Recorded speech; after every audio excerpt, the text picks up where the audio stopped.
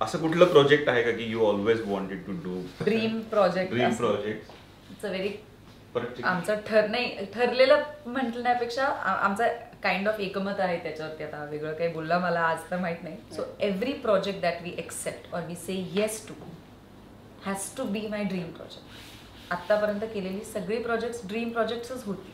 We always wanted to be a part of that story, so we said yes to that project.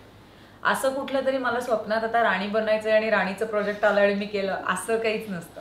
म्हणजे you have to be very realistic in this आणि say की माझ्याकडे असलेल्या ऑपॉर्च्युनिटीजमधनं आपण आपली career घडवत असतो आणि त्याच्यातनं जे आपण चॉईसेस करतो त्याच्यातनं तुमचं स्टेप बाय स्टेप करिअर घडतं.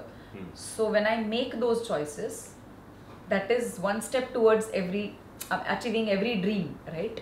So unless it has to be a part of my dream. If that is not my dream, then that project I will never say yes to the project. जुबन सेवन sir नाही आता ती म्हणाली तर देतोच वेगळं. ए काय रे, एरवी तर हेच उत्तर काय वेगळं देतोस तू उत्तर?